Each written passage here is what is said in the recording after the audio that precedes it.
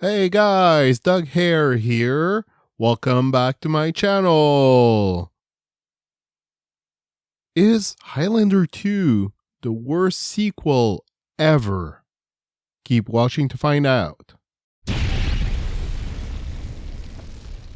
Before we continue, make sure to share, like, and subscribe for more great content. When I was a kid, I used to love the Highlander movie.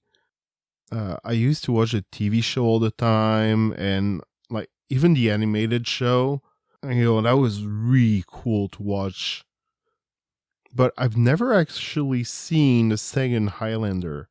It's like, when you're going to rent a movie and you usually have maybe the first one and then maybe the fourth one in the series, and you can't get the rest. Well, that was pretty much the same situation where I've seen the first one. I think I've seen the third when I was a kid, and that's about it. The rest couldn't get my hands on it, so I saw that it was on Amazon, and I just decided to take a look. Yeah, big mistake. The movie features a lot of big names.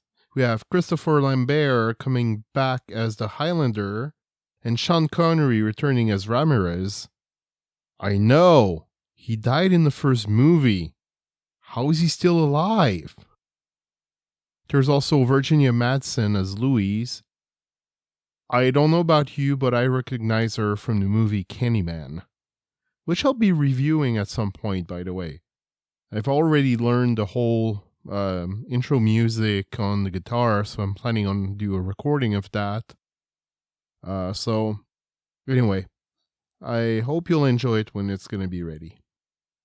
So, I started watching Highlander 2 on Amazon Prime. The first thing I noticed was it was completely different from the first one. Like, I honestly have no idea what's going on in this movie. They seem to have retconned the events from the first movie because Ramirez is still alive somehow, and he doesn't seem to know who the Highlander is. Just picks him out of the crowd during a meeting of a rebellion thing against General Katana, who's played by Michael Ironside. And then there's something about being in 2024, having no ozone layer. But then there's a shield that was built by the Highlander to protect the people. I mean, what the heck's going on? I mean, it didn't happen in real life, and there's no sign of it in the Highlander movie or on the TV show. Like, granted, the animation was maybe like closer related to the second movie, but it was way, way weirder than that. So, not really a reference. What sequel dismisses everything from the previous movie? I mean, like, Ginger Snaps 3 was completely different, but at least the characters were still sisters and still knew each other. I don't know. That's just weird. So I'm watching the movie and I feel like I'm watching some kind of cyberpunk movie. The Highlander is somehow sent to the future with Ramirez to fight against immortals as a punishment for the uprising. And yeah, there's Michael Ironside as the main villain. And he's admitted that they were in it for the money because the script was so bad. So he basically decided, well, you know what, it's the first time I play a villain, so let's have fun.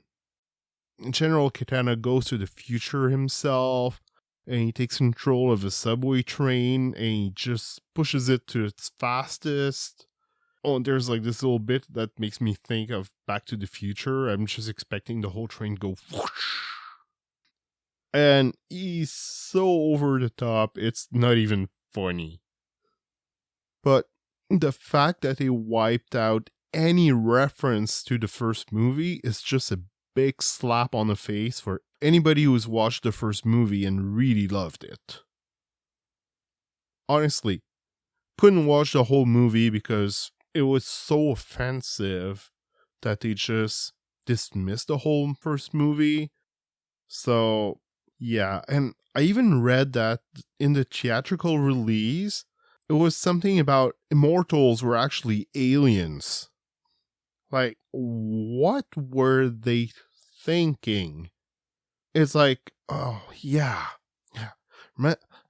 First movie was in the past and in the present. So, think, why would people who like the first movie want to see the next one? Okay, let's put that in the future with aliens. Yeah, okay, great idea, guys. And the rest just is just fan service or just weird. It just doesn't make any sense. General Katana sends minions to the future to kill McCloud. Oh, and the minions shooting at McCloud. Sounds like a Highlander thing, huh? Well, I'm sorry, but I'm expecting sword fights, not laser guns. Okay, fine. It does turn into a sword fight, but the minions are so weird. Like, there's one that laughs like a hyena.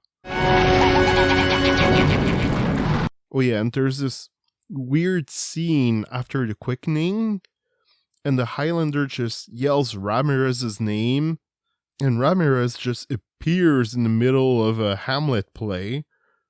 It's like, okay.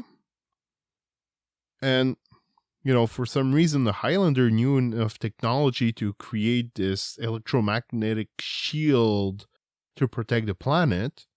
Because, this guy who grew up in, the Middle Ages was able to pick that up.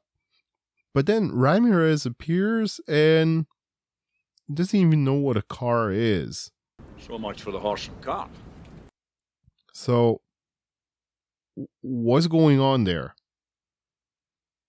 Why is it one is able to create this super high-tech thing that nobody else could invent, and the other one is just, oh, what is that thing there?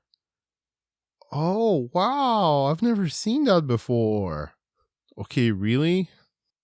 Oh, and at the beginning, there's a flashback where Ramirez is with the rebels and all of that.